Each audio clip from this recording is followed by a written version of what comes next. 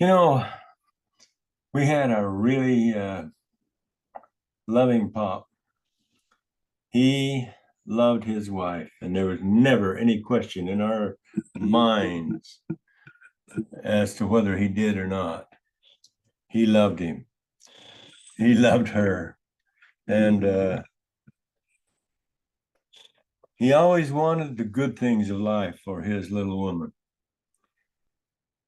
Well, he also had a very curious and very imaginative mind. And so he never went down and or saved money to buy some of the best things in life for her. He used his mind to create it. He thought he could just build it. If there was a problem, he would just build it. One of the things our mother always wanted was what they called a double dexter washing machine. Now, a double dexter washing machine was no simple machine in those days. It had a regular washing machine with a black agitator in the middle of it, in the tub. And then it had a ringer up on the top. I don't know if any of you kids have ever seen anything like that before, but the ringer was something you didn't want to get your fingers in, that's for sure. And then on the outside of the double dexter, it had a twin tub. In other words, there's two tubs on a stand so that you could wash your clothes, run them through the ringer into the first rinse them there, and then run them through the ringer into the next rinse. And then the next time you run them through the ringer, it would go out on into the basket and be ready for the clothesline. And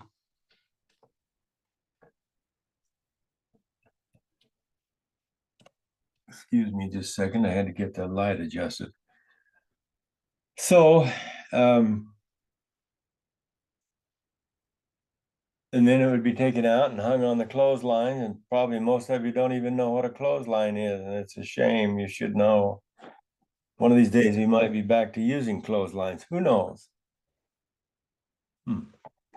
Just a second. I wonder why.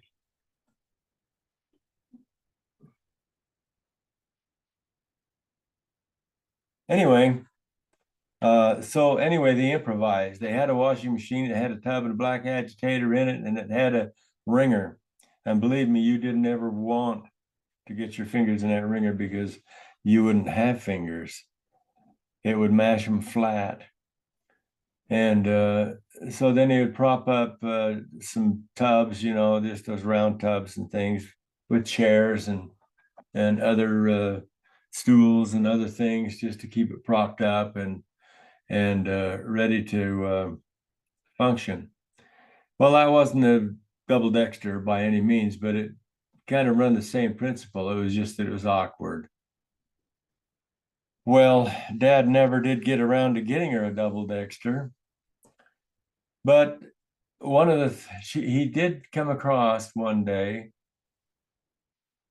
a little motor that he had, and it was a beautiful little motor. And every once in a while, he would plug it in and listen to it whir and think, "Boy, this motor is sure neat." And one day he thought, she's got to have some of the things that are popular now. And mix masters had just come out, and he decided he was going to make her a mix master with this little motor. And so one day, unbeknownst to any of us, and it was close to Christmas time, it might even been Christmas Eve day. It wasn't Christmas Day, I know that. But he came walking in with this great big monstrosity that looked like a big wooden-legged mosquito. And we asked him what it was, and he says, "I'll just watch and see, just watch and see." And he put it on the kitchen table. And of course, that created a lot of curiosity. And so all of us came out, and there was, I don't know how, about 8 of us by then. And my chin sat on I was tall enough, my chin was on the tabletop, and Dave was hitting it about nose high, and Myrna was about equal to the height of the table. And so she had to get a little stool to stand on. And all of the other kids were, head or above head higher, especially Jerry. She was the oldest. And so it only came to about her waist. Anyway, we were all circling that table watching Dad and what he had there. And he put this big old wooden leg thing, had 3 legs. And he put it on the table, and underneath it, it was like a tripod. And underneath it was this motor. Somehow he fastened that motor to the top part of that tripod underneath. And then he attached, and I still to this day cannot figure out how he did it, but he attached 2 beaters to it.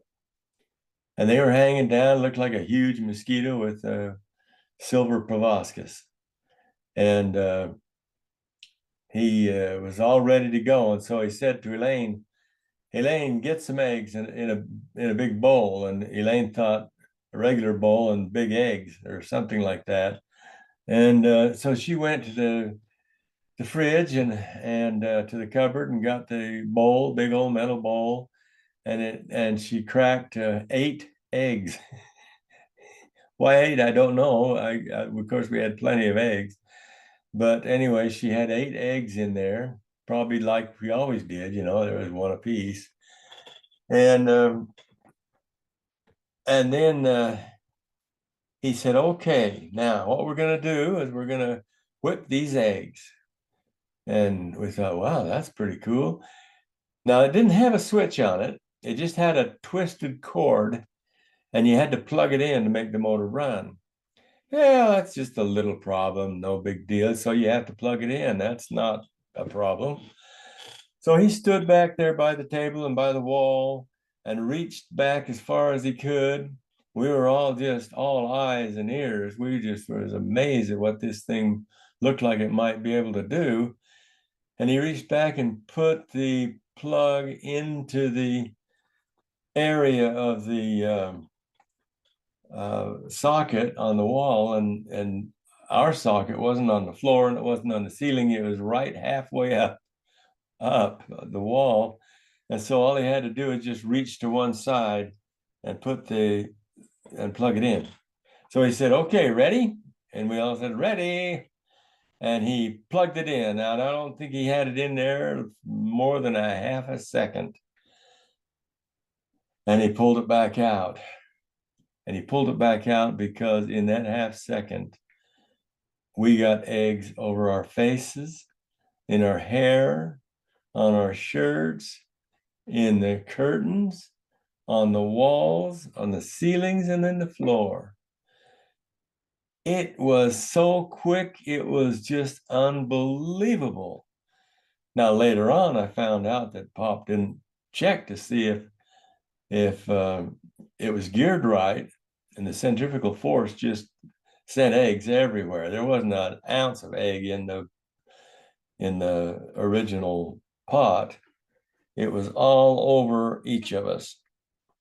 Now, Dad was always trying to get the nicer things of life for my mother. And that one she tried really hard for. And it didn't work too good because all the eggs were on our faces and in our hair. And so he, seeing that, grabbed his hat and stuck it on his head, and eggs was dripping down from the brim. And he said, "Oh, hell, I'm going to go feed the cows." And he walked out. Well, there we were. He took the wooden-legged mosquito mixer with him. And there we were, just sitting there with eggs dripping everywhere. And I looked over at Mom because she was second in command. Actually, she was first, but she was certainly first after Dad left. And she assigned the girls to clean the curtains and pull them down and clean them, and assigned other girls to wash the walls and others to do the floor, and another one to wash all of the kids' faces and change their clothes and everything. And it took quite a while. But when they finally got through, I mean, I was sitting there watching most of this because I was old enough, big enough to take care of myself, which I did. And I watched my mother, and I noticed that it was amazing that she was taking this so well.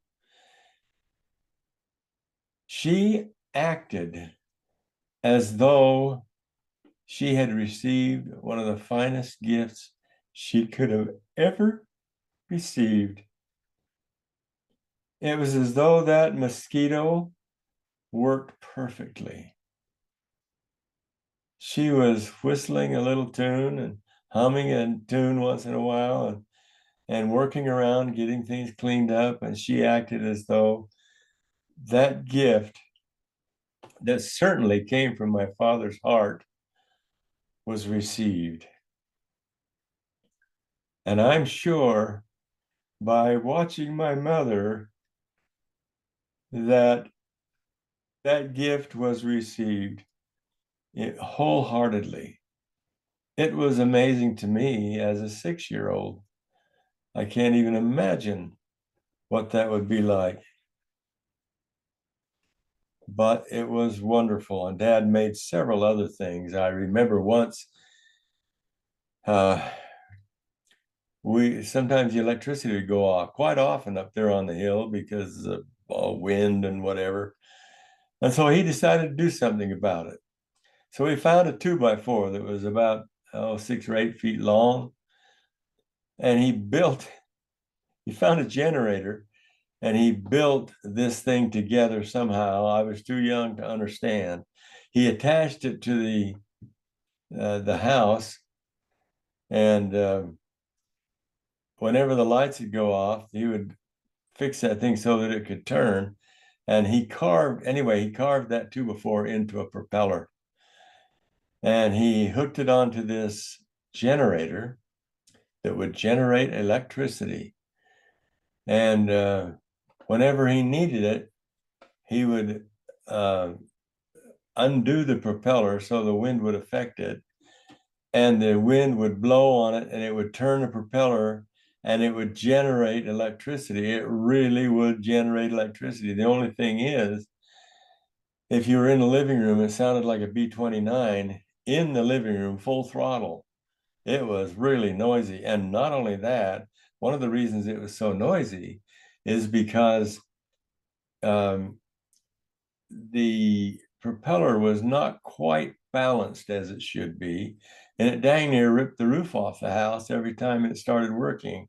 But it worked, and so we used it when we had to, but certainly not for comfort. Another time, we needed a door for the storage room downstairs, and instead of going and ordering a door and putting it in, he decided we didn't need a storm door, so we took the storm door off and made a door, put it downstairs, and so that we'd have a door for the storage room. Sometimes that doesn't make sense to some people, but he thought only one door for an opening, no sense having two. And life on the farm was interesting. It was interesting, and I loved it, every minute of it, especially as a kid. A wonderful place to raise kids. And I'm really thankful for the opportunity that I had to be raised